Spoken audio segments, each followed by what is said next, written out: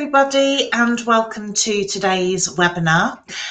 We are joined by Liz Marsden again, and this is our third webinar in a set of three that she's presenting for us, and this one's called Creating Powerful Visuals.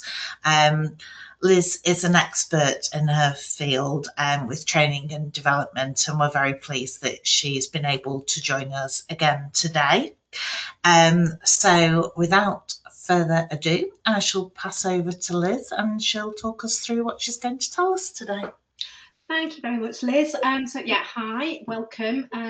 Some of you may have attended one or two of the previous webinars. So first of all, we looked at the you in presenting and how to manage yourself when you were presenting, how to use your body language, your vocal controls, etc. And then last time we looked at how to actually pull together a presentation, how to identify the objective, why you were doing it, look at what content you wanted to include and how you're going to organize that content to make the most logical, compelling presentation to your audience, and things like how you would look at your audience to make sure that it was tailored to them. And the third part of doing a really great presentation is today's session, and it's about the visuals that you use to do that presentation. And I'm guessing that most of us have at some point sat through a presentation where we struggled to stay awake and experience the whole death by PowerPoint experience. And if you think of the times when you've listened to somebody who maybe just reads from every single slide, has their full presentation on there, or just reads a load of bullet points, that's what I mean by death by PowerPoint. So the kind of thing that you're sitting there thinking, actually, you could have just sent this as an email. Why am I here?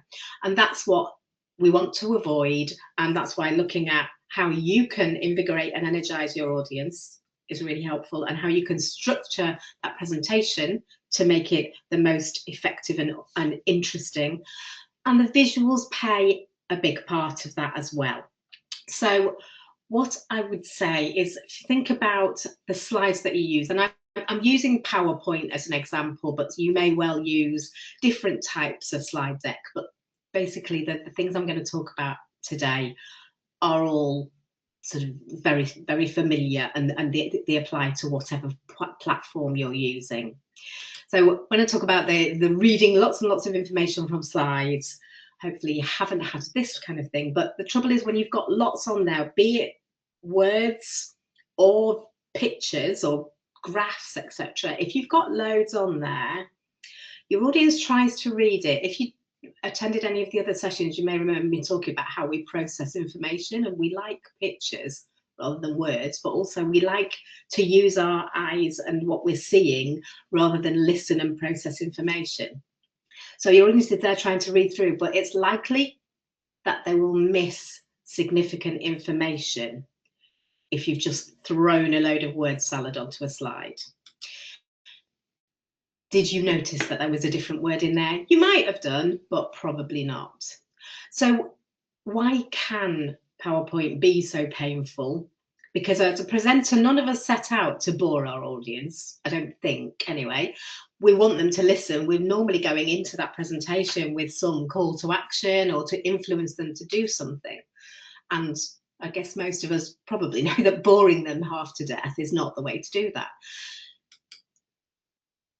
This slide, again, you may remember I talked about John Medina, and he wrote a book called Brain Rules, and there's various videos out there that you can catch on YouTube, etc. Very much worth a look if you're interested in the way our brains work and how to use that in conversation and presentation. But basically, it's what I was saying, that our brains are incredible at remembering visuals. If we hear a piece of information without a visual to back it up, the likelihood is that around 3 days later, you might remember about 10% of it. If you add a picture to those words, it cements that information for your audience, and they're likely to remember around 60%, 60 to 65% of it. I've just got a bit of an example of that in a picture paints 1,000 words. And this is information we talked about in that first webinar that I did about how you personally can impact your audience. So I talked to you about body language, vocal control, the content that you use, and why those things were important. If I just showed you that slide, and either let you read through it all, or even worse, read through it to you. So body language is all about the ways in which presenters use their body. There's a few things going on here. I'm likely to read it very quickly, which makes it garbly. You will read it more quickly than I am saying it. So you stop listening to me and you're just reading. So you're not engaging with me, and I've not got your proper attention. You're just looking at all of those words like that. As an alternative, if we present that information, you may remember this visual, like this, and I talk around some of those points and explain what I mean by those, the impact on you and on what you remember afterwards is a lot stronger. And if you see those compared side to side, I would bet, normally when I do this quite often, I've got all your faces up there, and generally you see people's heads turn towards the picture. It's just easier, it's more comfortable, and it's more engaging for us as an audience to have that visual to help us process what we're hearing. So what are the ways that you can use those things that we understand about our brains and how people process information to help you produce effective slides? The first thing is avoid this, which basically I would call that's not a visual, that is basically a document slide, and it's almost your whole speech put onto a slide. Avoid that. But I've got 5 kind of rules. I use the word rules very loosely, but 5 guidelines for designing your slides most effectively. And I would say this goes hand in hand with the previous webinar, really, because the first thing that isn't actually a rule I've got written down here, but my first rule is don't open your laptop and open PowerPoint until you have designed the structure of your presentation. What most of us do is open a laptop, open PowerPoint, and do a brain dump of everything that we want to do, and then jig it around a little bit. And that quite often leads to that a slide of bullet points of what I want to say. If you flip that round, structure your presentation first, get your content, then you can look at, okay, what visuals do I need to support that content and to engage the audience so that they will remember what I'm talking about. So the first of the guidelines or the rules is keep it simple. Try not to cram everything onto one slide. And that's just an example there. Again, if you attended the first webinar, you might remember some of the things we talked about to do with body language. If I just show you everything all on one slide, it's the same as we just mentioned there. You're looking at all the different bits and reading and trying to see the small information.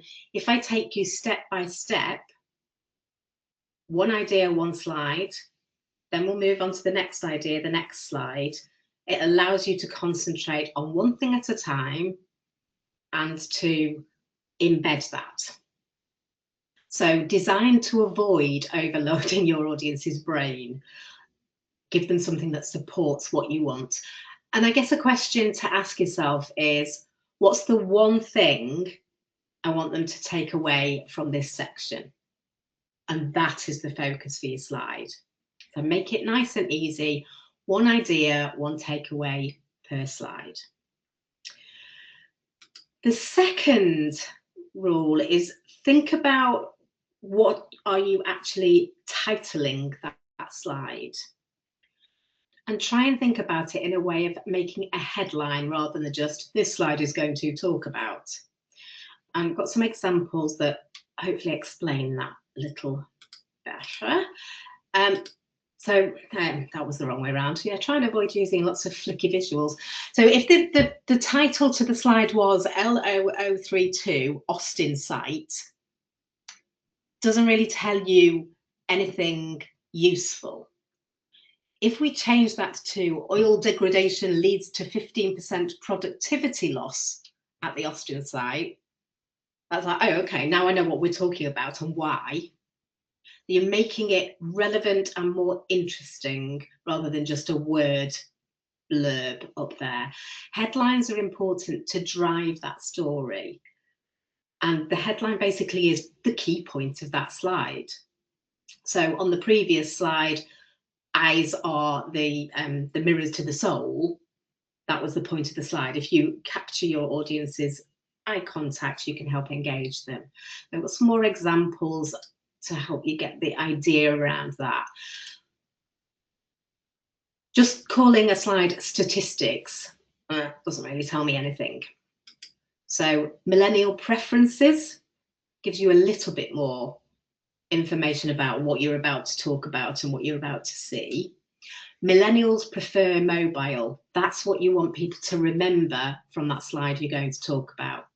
The next one, public safety policy, reducing accidents, how the new policy reduces employee injury. So hopefully you get the idea on that one.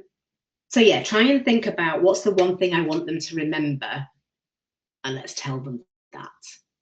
You may have heard people talking about the recency, primacy and recency effect. So the first thing that you hear and the last thing. So you want, when they see the slide, the first thing they see is what's the point of the slide. So that's rule number 2. Rule number 3 is kind of connected to the try not to throw lots of stuff onto a slide and avoid lots and lots of words. And the 7x7 rule is basically saying have no more than 7 bullet points and try and keep it to 7 words per bullet point. You are probably not listening to me at this point because you're reading across all those blah, blah, blah, blah, blahs. Here's an example of reducing all that nicely down, and it can be less than 7 as well. The less information you've got on there, the more it allows you to focus. But you can see how you can reduce the number of words you're using and the slide becomes easier to absorb. And what we're talking about here is ideally we would have just that one yellow box. And it allows you to have a nice strong visual then as well. Ideally a relevant visual. I guess the guy here is refereeing, so it's about the rules. But yeah, try and reduce the number of words you have on that slide and be comfortable to talk around them. The slide is not for you to read through. The slide is not your speech and your notes. It's for your audience. And I'll probably bore you to death hammering on about that. The slide is for the benefit of your audience to help engage them. Okay. So other ways that you can help that engagement and drive the audience to look at what you want them to look at is using contrast to drive it, to direct attention or drive attention. So you could change the size of something, and again, if I have people lined up along the top here, you can see how automatically when we look at the biggest thing, or we look at the different thing, or the slightly different shade even can be a subtle way of drawing attention, or completely change a colour for the one thing we really want people to focus on. So any of those techniques, and you'll probably have preferences, can just help push which way your audience will look at something and what they will focus on most strongly. Because again, it's natural, the way our brains work is that we're drawn to something that's different. Really useful from the old prehistoric days when we needed to notice if something had changed to react to it. We still have those base reactions of, and that first slide I showed you that had one different word in it. Some of you might well have picked out that word even when it was all the same colour, because we do just naturally focus on something's not quite right there. So you can use that to your advantage. And that's similar use of that. You can see, and again, if I was watching you, people will read that down, will focus on the coloured bold word because we're drawn more to that. And we used this when we were talking about how you use your voice to present. The coloured word is the emphasis, and it can change the meaning of that sentence depending on which word you emphasize. So then the last rule, I guess, here is about data, and I'm guessing a lot of you work with a lot of data. It comes back again to that stage of designing your presentation, really, that you've identified all the things that you want to include, and then you need to edit things out. People don't need to know every bit of data that I've analysed to get to the conclusions that I'm going to present to you. But sometimes it's really tempting to tell them everything because I've spent weeks analysing all this data, and actually it's really interesting. Remember that, as it says on here, the slides aren't about the data, they're about the meaning of the data. What is it that in all that analysis I have identified that you will need and want to know? And let's pull that key point out. Have the data as backup if you need it. Have it as appendices, or as something that you might send out to attendees afterwards, or give them after a presentation.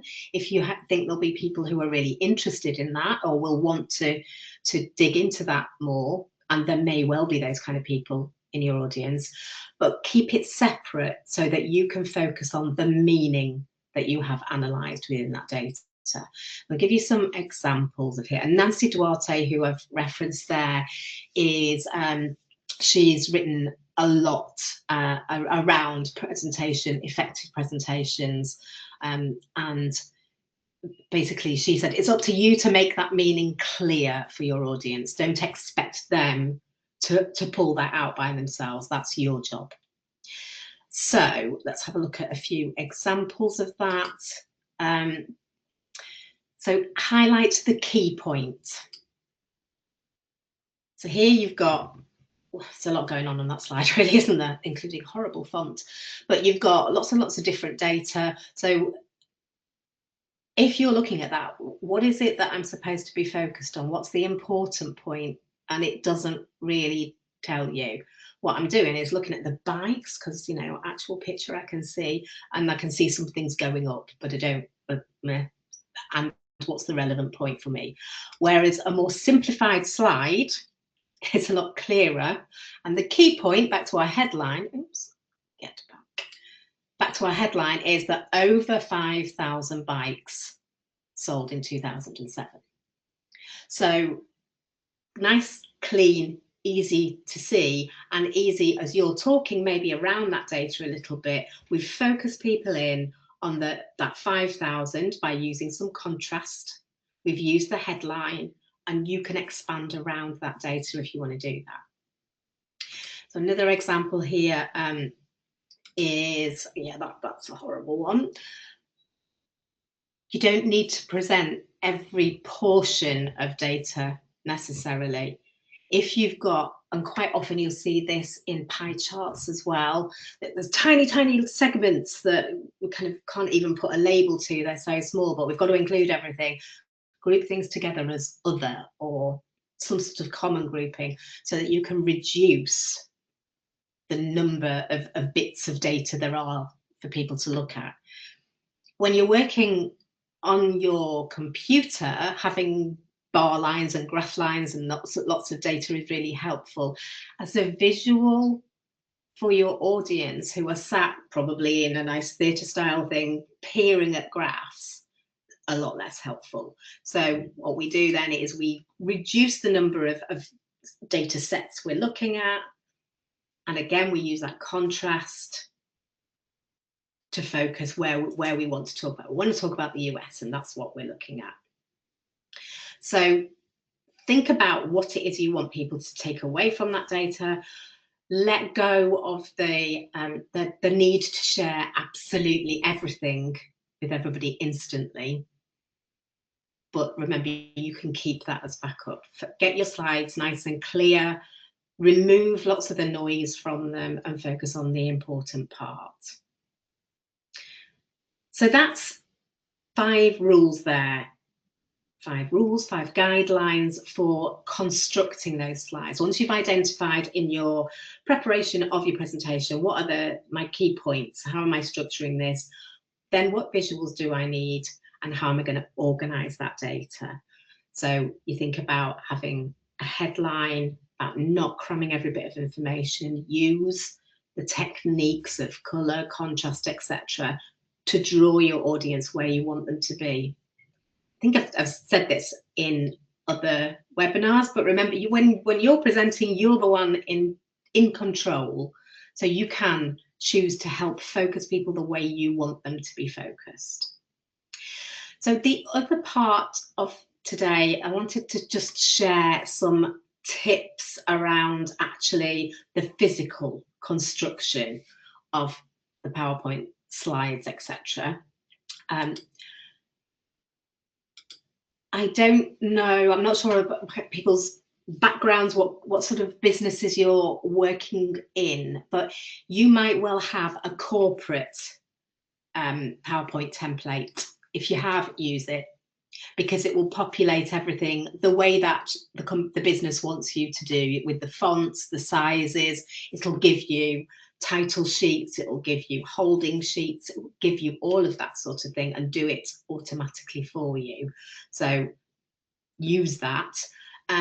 If you don't have that, you can use the standard templates that come within PowerPoint, and they'll do some of that standardizing for you. They'll make sure, and it's making sure that there's some consistency of things like text, size of text. I talked about, we notice when something's different. And if you have, for example, where I've got tip number 1, use the templates where possible. That's kind of your title, your headline. If I have that headline on lots of different slides in different sizes of font or different fonts, or if I move the box to the middle occasionally, nobody's going to die. It's not life-threatening, is it? Your audience will notice it, and it will distract them. As you click through the slides, your brain just notices when there's something slightly off. So using a template helps you keeping that consistency wherever possible. So have a look, go have a play around with things, and use something that works for you. It'll also do lots of, you see down the side here, the designer stuff. It'll do lots of fancy, we could make this look more jazzy if you want. Feel free. Just be careful, because some of them can be the opposite of what we're talking about, keeping clear and focused. They can be a little bit noisy and put too much detail on there, but it might well make some suggestions that you find really useful. Tip number 2, can you see where, so I took a screenshot of me writing on my PowerPoint while I was designing stuff, and you can see all these grid lines.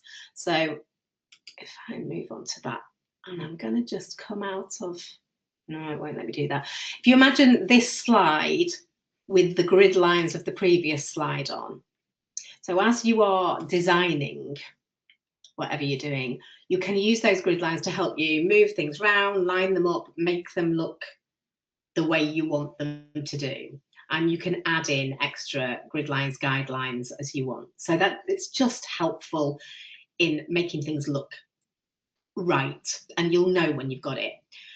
And a useful way of checking for that sort of consistency and the overall visual is to view your slides in the overall view, where it brings up lots and lots and lots of them. And again, you will pick out if something's not quite right as you just flick your eyes across the lot of them. So that's a really helpful way to do that. So use those grid lines. Make your slide move would be also a helpful tip. There we go. PowerPoint notes. And some of you may be really experienced in doing this. This slide is a screenshot of pretty much what I'm looking at on my screen now. So I can see the screen that you're seeing, but in a little corner. And then I can see the slide that I am showing you right now. I can see the slide that I will be showing you next, and I can add any notes I want to use to talk about the slide I'm showing you now to remind me of my key points. And this, you can use this as soon as you are connected to another monitor. So if you're presenting face to face, you'll be connected to the big screen at the back. And if you go into presenter view in your PowerPoint slide, which is where it's got the projector screen, this is what you will get to see. It will present your actual slides on your monitor behind, and you can see this, and then you can drive your slides from down there. So it's another reason you don't need to put everything you want to say on the slides you're showing to your audience, because you can use this to have your notes. So if I look over here, my notes are there. Something from the first webinar where we've talked about the importance of eye contact. Don't just read from your notes. Remember that you do need to either look at your actual audience if you're presenting face to face, or if you're in this sort of situation, remember to look up and look at the camera every now and then to help that engagement and people feeling like you are actually in a human presentation, not just reading a load of notes. And you don't necessarily need lots of notes in there, but if you want stuff to just remind you of key points, key numbers, key facts, it's really helpful, a really, really helpful way of doing that. You can put whatever notes you want on there that will fit within that reason. I would say have a practice before you go and try and do it live. It can get a bit confusing to start with, but once you've mastered it, it's so useful. If you are face-to-face presenting, think about where you're going to be in relation to your screen and your laptop, so that you're driving the presentation, having a look at your notes. The key point here is don't turn to the big screen and turn your back on the audience. It can be tempting sometimes. If you're in a big theatre where you've mastered the whole wandering around and being at ease in the space that you've got, it can be tempting to turn around to look at that, to draw your audience's attention. If you're going to do that, point to it, turn back to your audience and then present. So don't read from the slide, but don't turn your back on your audience, because you'll lose engagement, and also they probably won't be able to hear you. So just be conscious of that. If you are using the viewer and presenter's view, don't look at the big screen, and also don't constantly be stuck to the small screen either.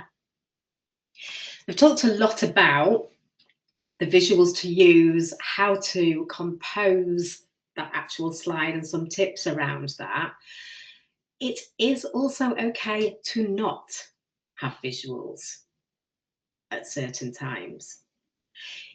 If you have a really compelling point that you want to make, and you have crafted the words and you want that to powerfully come from you, then maybe you don't need a visual with that. Maybe a visual is going to distract, and actually the visual can be you presenting that, in which case get rid of the screen. On your computer or laptop, if you press B, it will black the screen out, or W, it will white the screen out. If you are in a big theatre and you are using a clicker, there's a proper word for that and I can't remember what it is right now, but you're using something that will move the slides on, there will be a button on there that will blank the screen, and that can be really powerful. And it can be another one of those things I talked about before about grabbing your audience's attention. Actually just blanking the screen, if somebody's a bit daydreamy, will make them sit up and pay attention, and it will really focus things in on you, which I appreciate is sometimes a reason not to do it. But when you're confident in how to present, you're confident that you have structured a great presentation, so in what you're presenting, and actually you want that focus on you, and this can be a really powerful way to do that. If you lose your screen at any point and you're not sure how to get it back, just pressing that B or that W will bring it back. And again, if you get flustered with that. I talked about in session 1, it's okay to stop a second, figure out what you're doing, and then go back. Don't panic, stay calm. Your audience are very forgiving of a bit of a pause. So we did talk briefly at one point about expect the unexpected. And I guess this comes in the technicals side of things, is think about the place that you are presenting and be prepared with backup. So if you're using a Mac and you're going to sort of a venue, make sure you've got your adapters, because they won't always have them. If you are taking your laptop, have a backup copy of your PowerPoint slides on a memory stick. I normally have about 4 just in case. Consider emailing a copy to the host beforehand so that they have you've got a double backup. Make sure that your audience can actually see as well. So I've talked about in the other sections, probably the first one more, if you can get into the venue where you are presenting beforehand, do it, because it's comforting and gives you more confidence if you know what that room is like and you've stood there already.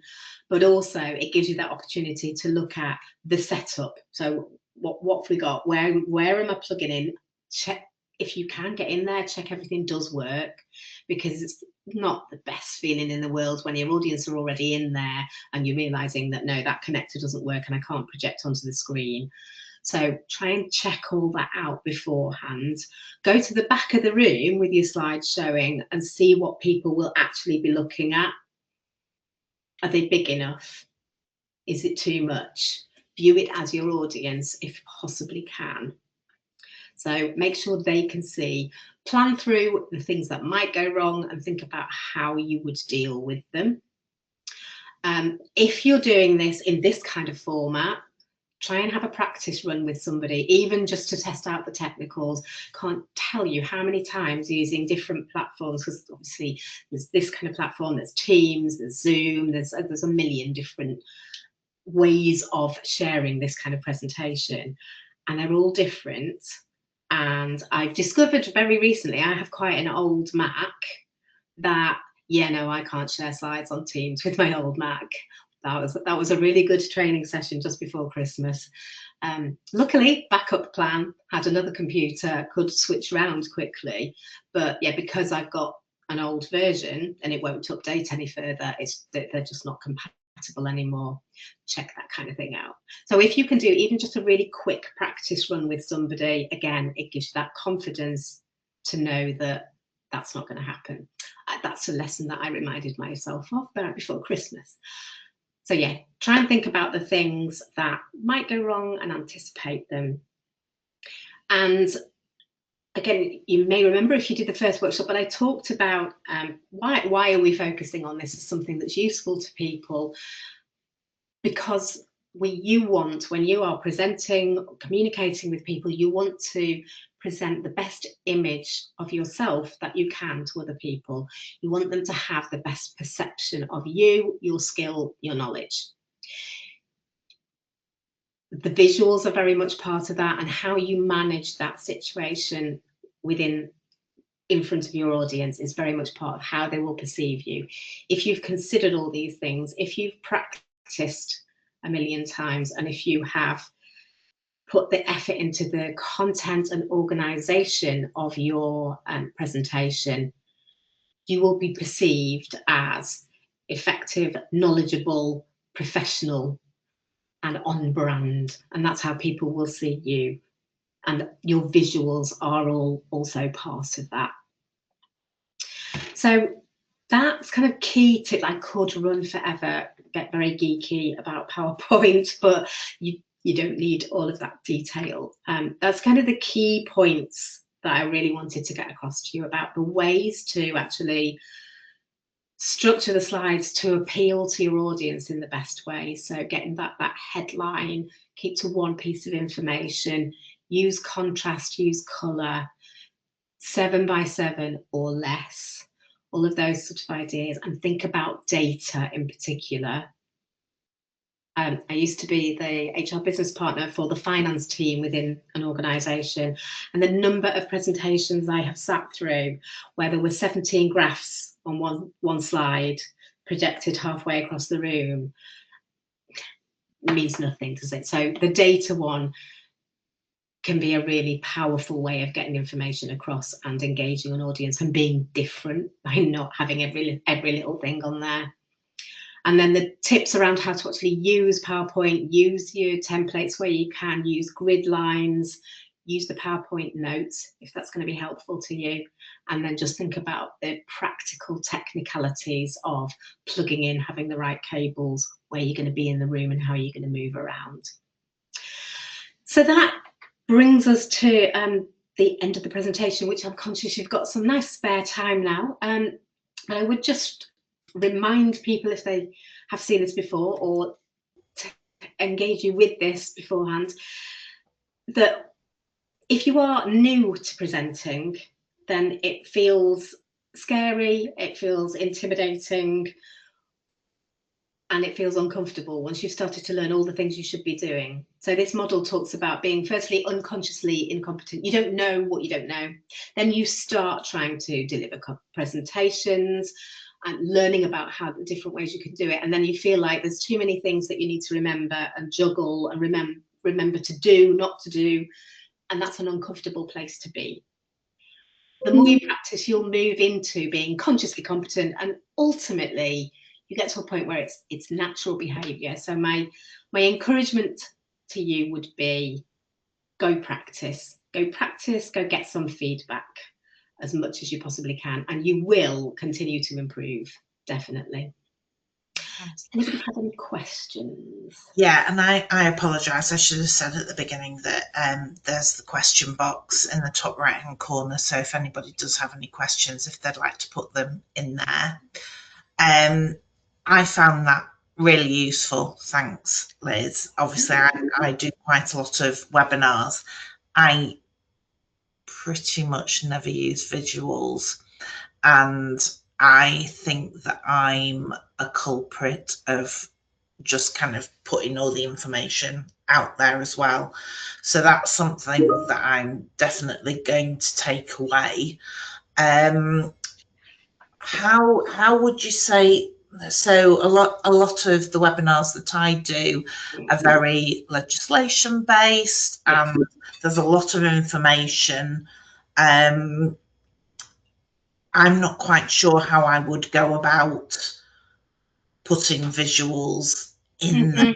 So have you got any tips about how maybe I could approach that? Yeah, so I think one thing I didn't mention here, probably talked about more the last webinar, is about considering your audience as well.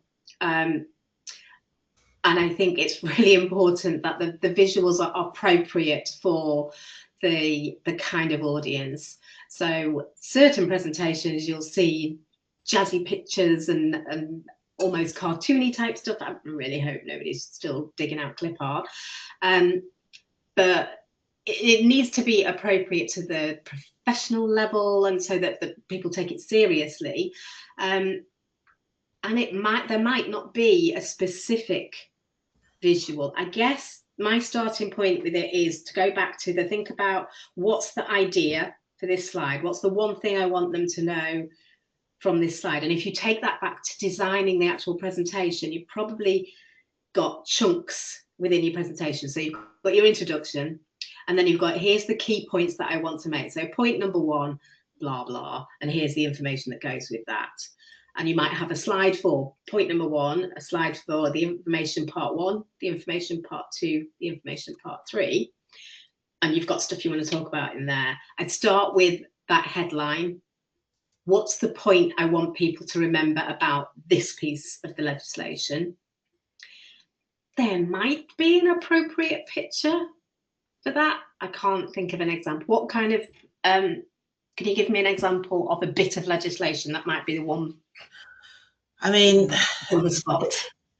The obvious one is IDV, which has just come into fruition, where there may be a lot of key points about Companies House guidance on what you're allowed to do as an ACSP in the guide, and you have to match their standards and things like that. It's quite dry. It's quite a dry subject. So the visual might just be a picture of the standards policy or something like that, and then really just one word bullets for the point. And then I think this is a really good example of where then you're going to provide probably more detailed information as a handout or have it as appendices if you're getting the questions. But if you think about it as when you're actually presenting, you want to be able to talk through and explain it to them with the knowledge that you've got. You don't want them reading the words about all of that. You want them listening to you, and then maybe they've got the one keyword. Would you give out copies of your slide before you present? No, after, okay. But that's a really good point. So really I should have two versions, shouldn't I?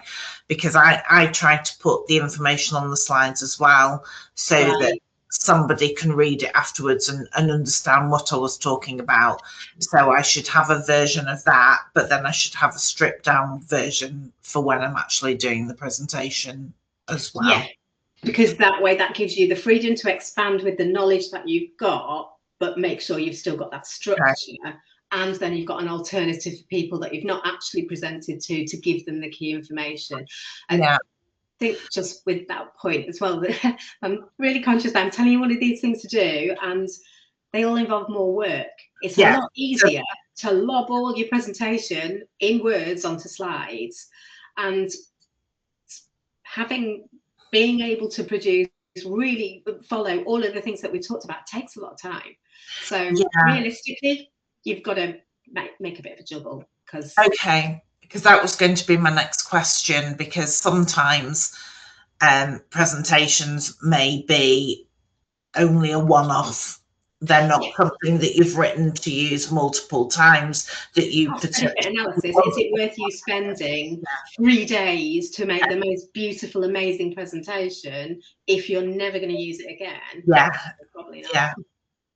If you can get your information across, I think that the key thing is with the kind of information that you'll be talking about, as you say, it can be quite dry sometimes, but hopefully people are really interested and invested in learning, because it's important to them that they know this. So you have got that engagement, but it's just making sure that you keep that attention in the right way and focus them on the important bits. But it's just that weighing up how much balance, I guess.